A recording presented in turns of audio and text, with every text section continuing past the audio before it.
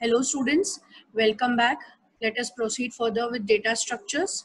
In the last lecture we studied few algorithms and today we will be continuing the next algorithms. Before moving to the algorithms, let us quickly revise what we learned in the last lecture. Points to remember. हमने array सीखा था, आपको याद हो तो array वापस से एक बार रिवाइज कर लेते हैं कि array है क्या.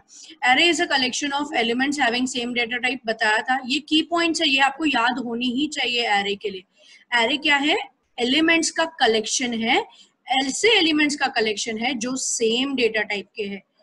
एक वेरिएबल में एक वैल्यू स्टोर होती है, बट एक एरे वेरिएबल में n number of value store हो सकती है, but that values has to be of same type.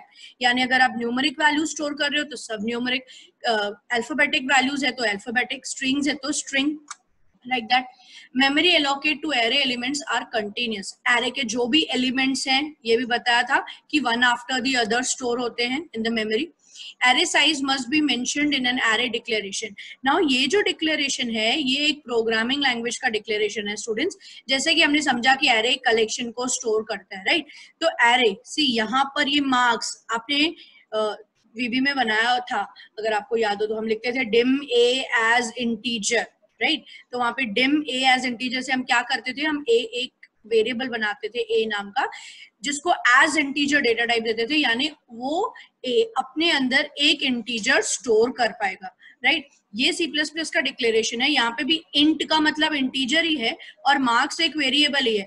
अगर हम इस ये वाले पार्ट को निग्लेक्ट करें तो दिस इज int marks, यानी एक marks नाम का वेरिएबल जो कि इंटीजर है अपने अंदर एक इंटीजर स्टोर कर पाएगा.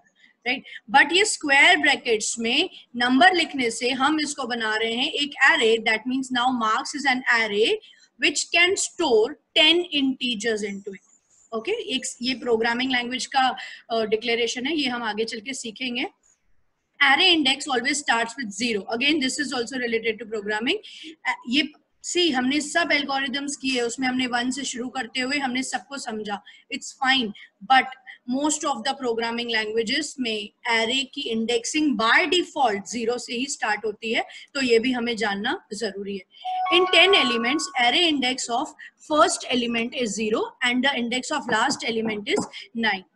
एरे ऑफ कोर्स 10 एलिमेंट्स है, पहला 0 पे है तो 9 तक जाएगा. Array elements can be accessed using array index. जैसे मैंने आपको बताया था, अगर एक एरे है उसमें मुझे थर्ड एलिमेंट को रेफर करना है तो एरे का नाम स्क्वायर ब्रैकेट में 3 से मैं उस एलिमेंट को एक्सेस कर पाऊंगी, चाहे मुझे उसकी वैल्यू चेंज करनी हो, प्रिंट करनी हो या whatever.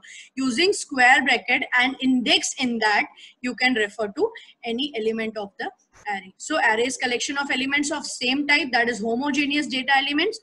They are allocated to in continuous memory location and they must be the size must be declared in the square brackets. This is for programming. Now traversing an array, उसके बाद हमने देखा था technique क्या था traversing an array का. Suppose ये एक एरे है जिसमें 10, 25, 36, 78, 41, 22 इस तरह से एलिमेंट्स हैं. राइट जैसे ही ये एलिमेंट्स स्टोर हैं इस एरे में, उनका इंडेक्सिंग है, ये 1 है, 2, 3, 4, 5, 6, 6 एलिमेंट, 6 इंडेक्सेस. राइट 1 से स्टार्ट करते हुए 6. यहाँ पे आपको सिखाया था कि 1 is the lower bound and 6 is the upper bound. Lowest index is the lower bound and the highest index is the upper bound. Traversing का मतलब क्या था? ट्रैवर्सिंग का मतलब था हर एक एलिमेंट के पास पहुंचना. Visiting each and every element exactly once means traversing the array. Lower bound से शुरू करते हुए upper bound तक जाना है तो करना क्या है? हर एक एलिमेंट को प्रोसेस करना है. Process, that process might be anything. Right तो प्रोसेस करना है, वही चीज, वही प्रोसेस हर एलिमेंट पे अप्लाई होने वाली. Means something is there which I want to repeat. So for repetition loops are needed. तो यहाँ पर भी हमने लूप यूज किया था. लूप जहां आता है वहां आपको बताया लूपिंग वेरिएबल आता है जो वैल्यूज लेता है और n number of times loop को एग्जीक्यूट करने में हेल्प करता है. तो यहाँ पर लूपिंग वेरिएबल क्या वैल्यूज लेगा? From lower bound to upper bound it will take the values and it will process the array. Quickly उस एल्गोरिथम को एक बार वापस से देख लेते हैं. यहाँ पर स्टेप 1 क्या था? सी जैसे कि मैंने आपको कहा कि एक काउंटर वेरिएबल चाहिए जो कि लोअर बाउंड पर सेट होगा एंड रिपीटेशन में काम होगा. क्या काम होगा? प्रोसेस अप्लाई होगी, बट प्रोसेस अप्लाई कब होगी, किसको होगी, उसके लिए हमें यहाँ पर सारी कंडीशन लिखनी पड़ेगी कि ये स्टेप्स हमें रिपीट करनी है जब तक के जो कि लोअर बाउंड पे सेट हुआ था अपर बाउंड तक नहीं पहुंच जाता, तब तक काम करता रहे। क्या काम करता रहे?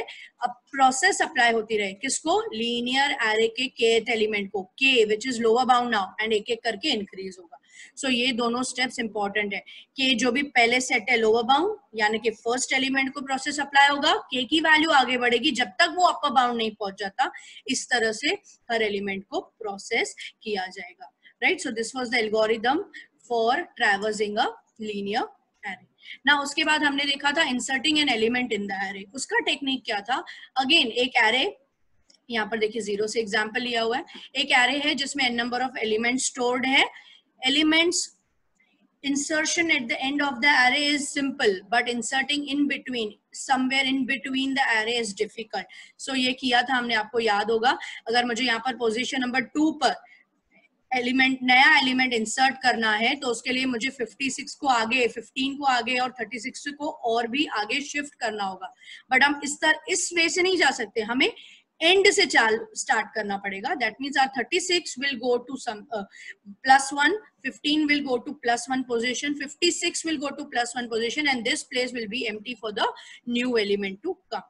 This is the demonstration of that. See, and what is this? Is 0, 1, 2, 3, 4 are the indexes. Again, looking, let us see the algorithm for inserting an element. What was that? कहाँ से मैंने बोला स्टार्ट करना है? लास्ट से। क्यों? क्योंकि last वाला एलिमेंट को पहले सेफली एक +1 पोजीशन पे पहुंचाना है। इसीलिए हमारा जो काउंटर सेट होगा वो n पोजीशन पे सेट हो रहा है, जब जहाँ की n क्या है? n is the total number of elements. Total number of elements अगर 6 है तो इंडेक्स होगा 6, right? So repeat steps 3 and 4 while j is greater than or equal to k. कहाँ तक करना है हमें? k तक। k क्या है? जहां पर हमें नया एलिमेंट इंसर्ट करना है, राइट? क्या कर रहे हैं हम? लीनियर एरे के j पोजीशन पर जो एलिमेंट है, सपोज 5th पोजीशन पर जो है, उसको 5+1 यानी 6th पोजीशन पर पहुंचा रहे हैं। और इसी तरह से j एक एक कम होता जाएगा, यानी हर एलिमेंट अपने से एक एलिमेंट आगे जाता जाएगा। अगर इसको आपको दोबारा से परफेक्टली समझना है तो इससे प्रीवियस वाला वीडियो आपको दोबारा देखना पड़ेगा। Set linear, this will happen up to k, right? Then k तक पहुंचने तक हमारा हर एलिमेंट +1 पोजीशन पर सेट हो जाएगा, यानी जगह बन गई नए एलिमेंट के लिए, and the item will be inserted to the linear array का दैट सेम kth पोजीशन। हो जाने के बाद, नया एलिमेंट इंसर्ट हो जाने के बाद n is set to n+1। That means हमारा एरे अभी, पहले n क्या था? सपोज 6 एलिमेंट्स तो थे, n 6 था, अभी एलिमेंट्स एक बढ़ गया तो 7। ओके, नाउ नेक्स्ट इज, इसके बाद हमने देखा था deleting an element from the array. Deleting में भी सिमिलर कॉन्सेप्ट है। क्या था डिलीटिंग में? जो एलिमेंट आपको डिलीट करना है उसको डिलीट करो, कहीं और वेरिएबल में चाहिए तो स्टोर करके रखो, एंड उसके आगे वाले एलिमेंट्स को शिफ्ट करते जाओ, राइट? एल्गोरिथम देख लेते हैं। देखिए ओरिजिनल एरे क्या है? 10, 20, 30, 40, 50 and the empty spaces. कॉपिंग of elements क्या हो रहा है यहाँ पर? 10, 30 को 10, 20 डिलीट किया, 30 ने 20 की जगह ली, एंड 40 ने 30 की, एंड सो ऑन, राइट? ये देखिए 50 यहाँ पर है, ये दिख रहा है ग्रेड सेल में। नया एलिमेंट आएगा अपने आप, this is grade, means this is empty for the new element to come. तो ये ग्रेड हो गया, नया एलिमेंट आ गया, 50 सेफली 4th पोजीशन पर सेट हो गया है। दिस इज नाउ, ये सेल इस तरह से सेट हुआ है that new data can be written in this cell. ये कहीं मैंने पहले भी समझाया है आपको, जब हम कुछ डिलीट करते हैं तो it doesn't comes out in any form, वो वहां पर ही लेता है। सिर्फ उस ब्लॉक को अभी फ्री ब्लॉक माना जाता है, यानी जैसे ही नया डेटा आएगा, दैट अगर मैंने नया एलिमेंट सपोज 60 इंसर्ट किया इस एरे में एट द एंड, तो that 60 will be stored here, right? Deleting an element from the array का algorithm देख लेते हैं। This algorithm deletes the kth element, जो position से आपको delete करना है उसको k position बोलेंगे, from the linear array and assigns it to the variable. So linear array के kth position जहाँ से भी आपको suppose 3rd से delete करना है और जाके item नाम की किसी standalone variable में वो store हो गया। अब क्या करना है? अब हमें जहां से डिलीट किया उससे अगला एलिमेंट को उससे एक कम पोजीशन पर लाना है, राइट? तो यहाँ पर देखो, repeat for j equals to k to n-1 गया, क्या हो रहा है, लीनियर एरे का j+1 एलिमेंट k से ही, थर्ड से डिलीट हो गया, मतलब थर्ड वाला ही थर्ड से ही स्टार्ट होगा। लीनियर एरे का 3+1 यानी 4 will be set to linear array का थर्ड पोजीशन, मतलब जो एलिमेंट जहां से डिलीट हुआ वो जगह को हमने रीफिल कर दिया विद द फर्दर एलिमेंट्स। इतना सब करना क्यों पड़ रहा है, बिकॉज हम एरे की प्रॉपर्टीज से हट नहीं सकते। एरे की जब मैंने आपको रीड करवाया उसमें था array elements are stored in continuous memory locations, right. Then ये सब चलता रहेगा n-1 तक, एंड हमें लास्ट में एरे को रीसेट करना है n को, that is n equals to n-1 means now there is one less element than the previous one. Now coming back to the further topic. Now next is bubble sorting. very important, very interesting, exam में आता ही है students, और समझना बहुत easy है। Even अभी भी paper में था, इसको समझना बहुत इजी है, लिख जाते हैं बच्चे बट एल्गोरिदम नहीं लिख पाते, स्टेप्स में कंफ्यूज हो जाते हैं। कंसेप्ट सबको समझ में आता है, तो पहले हम कंसेप्ट समझेंगे और कंसेप्ट को समझते हुए ही स्टेप्स को समझेंगे, ताकि आपके साथ ऐसा ना हो और अगर एग्जाम में ये आता है तो आप एल्गोरिदम की स्टेप्स को भी अच्छे से लिख पाए। Now bubble sorting. सॉर्टिंग का मतलब क्या होता है, सबसे पहले क्या ये सब कुछ आपको याद दिला रहा है? Sorting, searching, inserting, deleting, traversing, ये सब क्या है? ये सब डेटा स्ट्रक्चर ऑपरेशंस हैं। हमने पहले किया था 6 डेटा स्ट्रक्चर ऑपरेशंस। क्या थे वो? Traversing, inserting, deleting, sorting, searching and merging. उसी के एल्गोरिदम्स हम कर रहे हैं एक डेटा स्ट्रक्चर पर, दैट इज एरे पर। सॉर्टिंग क्या है? Sorting means rearranging the elements in increasing और डिक्रीजिंग ऑर्डर। इंक्रीजिंग और डिक्रीजिंग ऑर्डर में एलिमेंट्स को अरेंज करने को सॉर्टिंग बोलते हैं। यानी कि suppose A1 A2 up to AN, ये A1 A2 ये क्या है? ये A एरे का नाम है, और ये 1 2 अप टू N ये इंडेक्स है उसकी, यानी कि इस A एरे में N एलिमेंट्स हैं, राइट। और ये A1 स्क्वायर ब्रैकेट में लिखने से मतलब मैं पहले एलिमेंट की बात कर रही हूँ, A2 यानी कि मैं दूसरे एलिमेंट की बात कर रही हूँ, and up to AN means मैं लास्ट एलिमेंट की बात कर रही हूँ। Suppose these are the elements in the memory, then bubble sort algorithm works as follows. कैसे वर्क करता है? A1 को A2 से कंपेयर करना है, मतलब पहले एलिमेंट को दूसरे एलिमेंट से कंपेयर करता है एंड अरेंज करता है in whichever order you want. Then A1 A2 arrange हो गए, मतलब A1 और A2 इस तरह से हैं कि जो हमें डिजायर्ड ऑर्डर है वो हो गया, मिल गया हमें। Then A2 is compared with A3, then A3 is compared with A4, इस तरह से चलता रहेगा। Continue this process until we compare A का n-1 with A का nth एलिमेंट, यानी कि second last and last element compare हो जाएगा, so that an-1 comma an, comma कब लिखते हैं हम लोग स्टूडेंट्स? हम असेंडिंग या डिसेंडिंग ऑर्डर में जब अरेंज करते हैं तो कॉमा से उसको सेपरेट करते हैं ना, ये वही है, कॉमा आ गया बीच में, means these two elements at least are sorted, right? Now यहाँ पर एक एग्जांपल है, देखिए 6 5 ये एरे एलिमेंट्स है, 6 is getting compared with 5, 6 is greater than 5, right? Interchange हुआ। 6 will now get compared with 3, greater than 6, देखिए 6 1, 6 is greater than 1, exchange, interchange, 6 is greater, 6 and 8 are compared. Is 6 greater than 8? No, nothing will happen there. 8 greater than 7? Yes. Shift will happen. 8 greater than 2? Yes. Interchange. 8 greater than 4?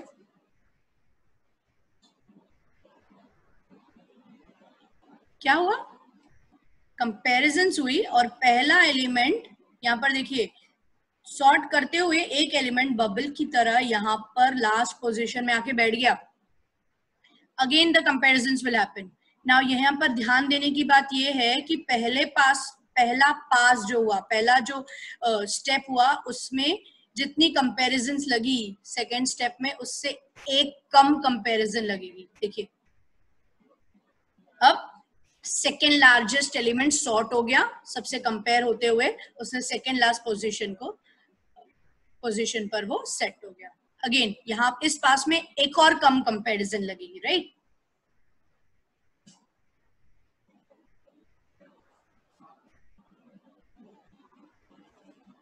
So I hope this is clear. Just see this. यहाँ पर कितने elements हैं? 1 2 3 4 5 6 7 और 8 elements हैं. So students मुझे बताइए, आप बता नहीं सकते वैसे मैं ही बता देती हूँ. 8 एलिमेंट्स में जब हम पहली स्टेप में कंपैरिजंस कर रहे थे तो कितनी कंपैरिजंस की हमने? 7 कंपैरिजन की. दूसरे में 1 कप यानी 6, थर्ड में 5, फोर्थ में 4, राइट, फिफ्थ में 3, सिक्स्थ में 2, सेवेंथ स्टेप में एक ही कंपैरिजन से सॉर्ट हो गया. मतलब 7 स्टेप्स लगेंगी हमें, राइट. अगर 8 एलिमेंट्स हैं तो यहाँ पर हम ये सोच सकते हैं कि अगर n एलिमेंट्स हैं तो नंबर ऑफ पासेस, जितनी बार ये कंपैरिजन होगा वो होगा n-1. I would like to complete this GIF.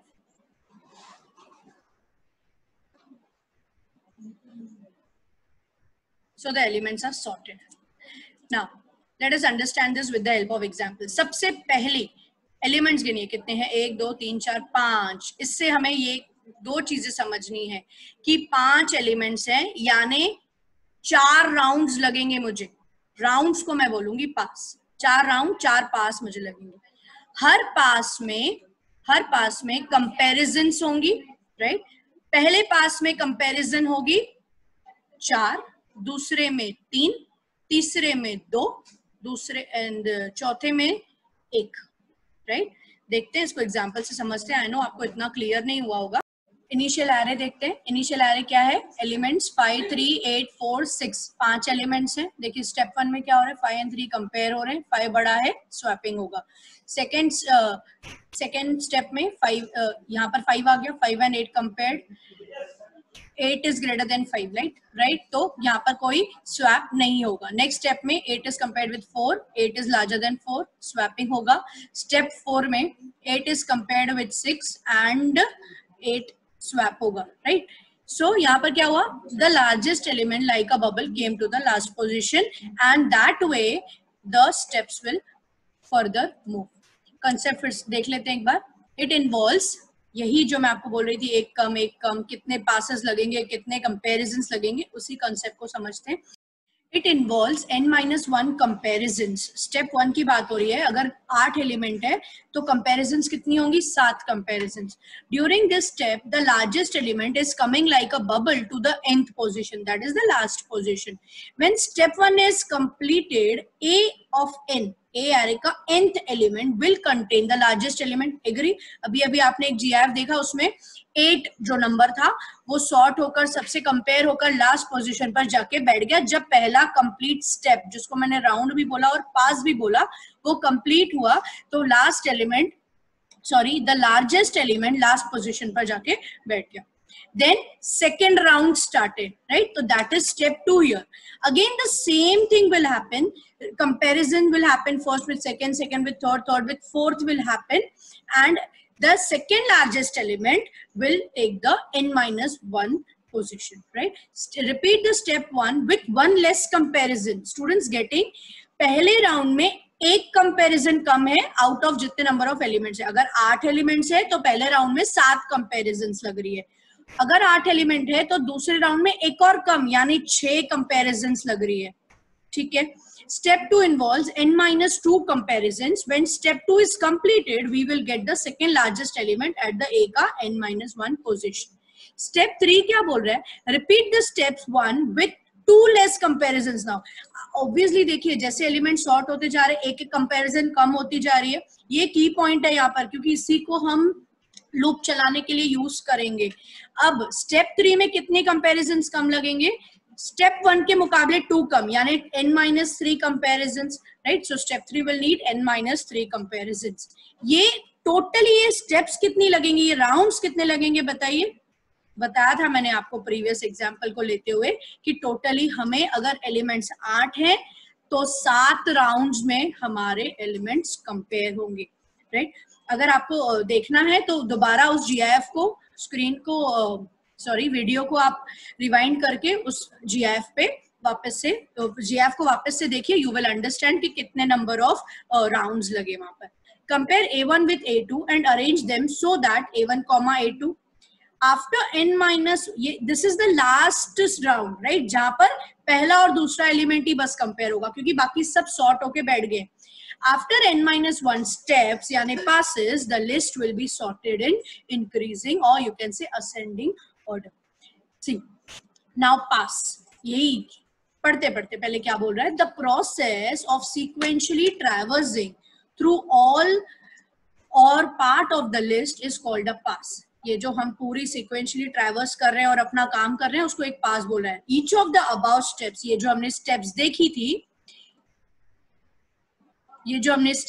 थी वो सब क्या है? पास है.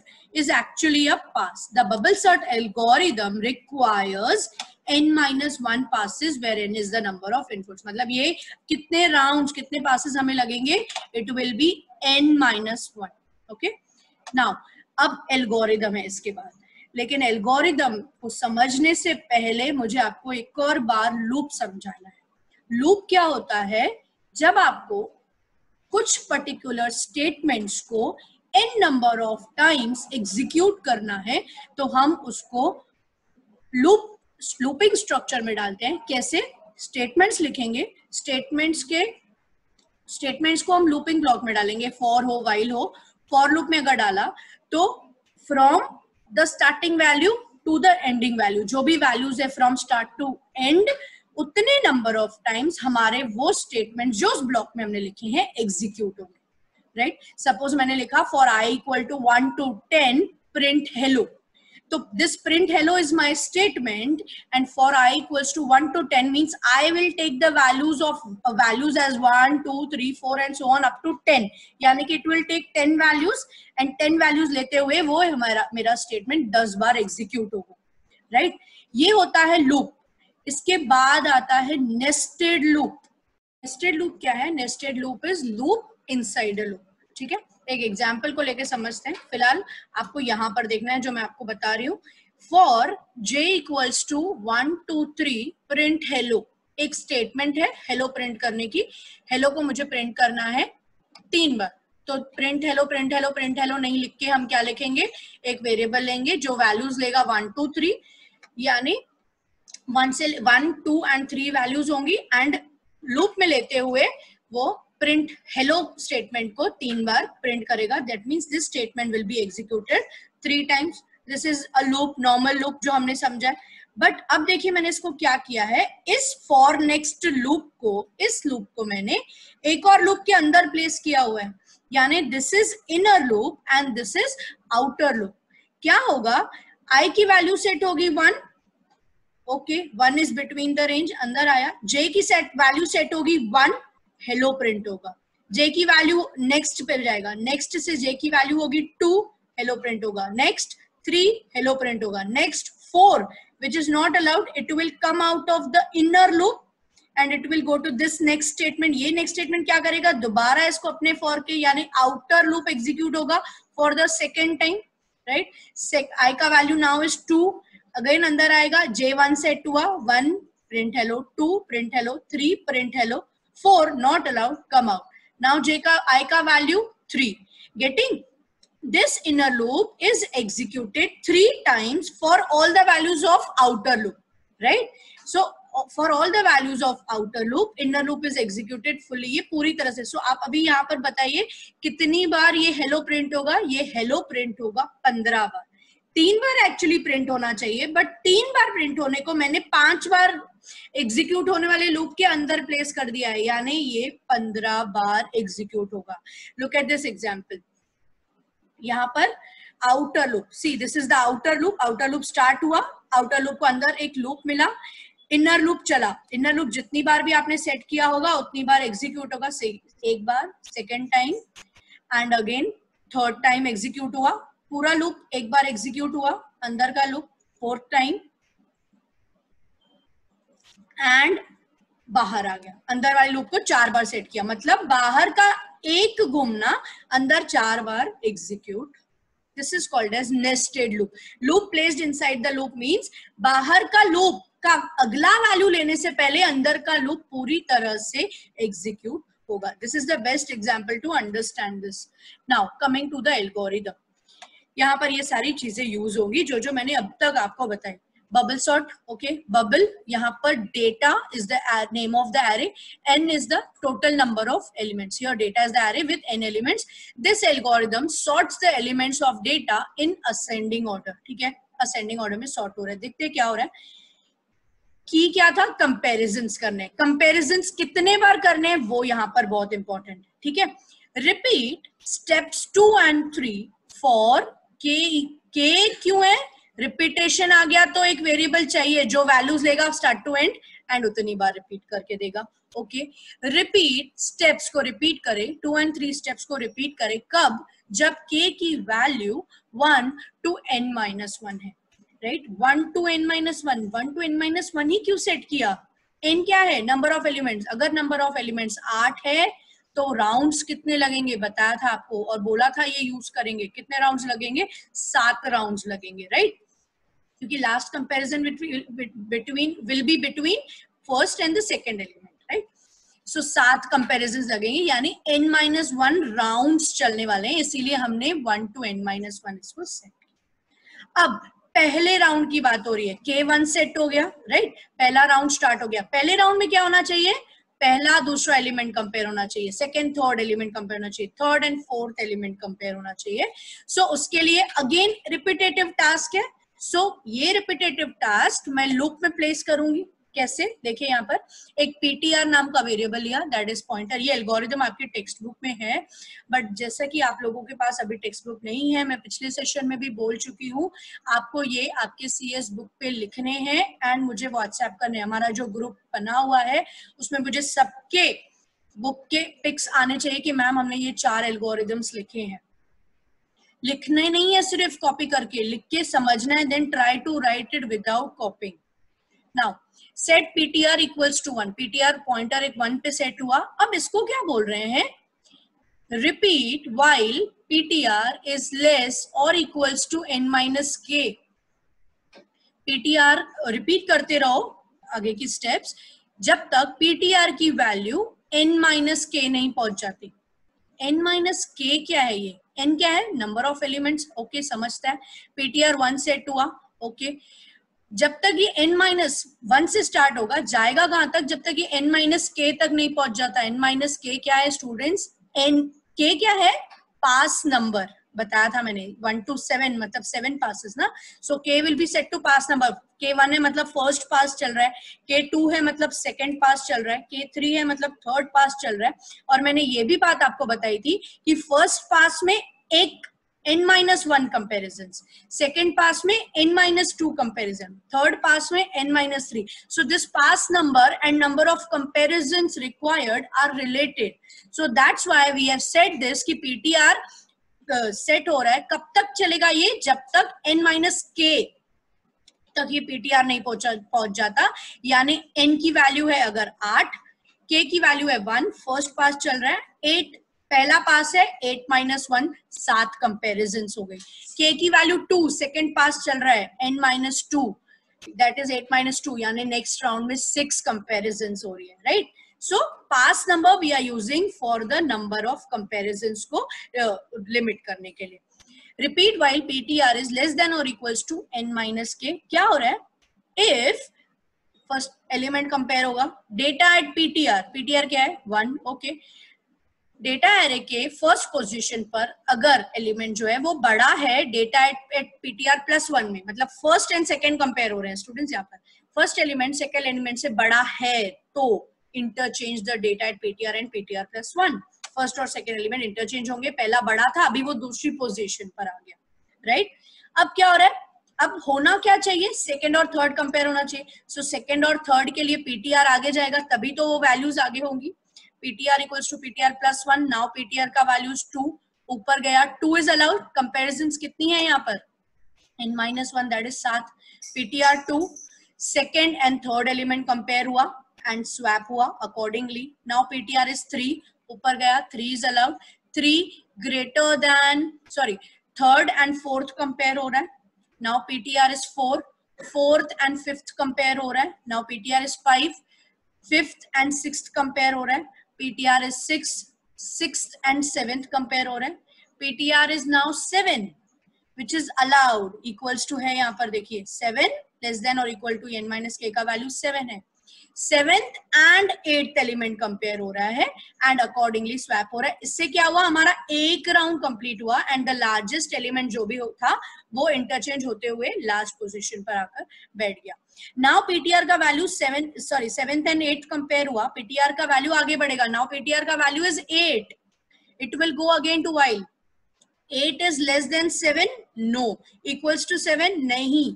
तो it will come out of this loop. कौन सा लूप ब्रेक हुआ, इनर लूप खत्म हुआ यहाँ पर. अब आउटर लूप के पास जाएगा. जैसे मैंने आपको जीएफ में दिखाया, outer loop complete, outer loop में एंटर करने के बाद इनर लूप कंप्लीट करने के बाद अगेन आउटर लूप जाता है. सो आउटर लूप में गया, अगेन बोल रहे हैं repeat step 2 and 3 for what, for k equal to 1 to n minus 1. नाउ जैसे ही ये आउटर लूप के पास गया, k का वैल्यू इंक्रीज हो गया बिकॉज हमने फॉर यूज किया है.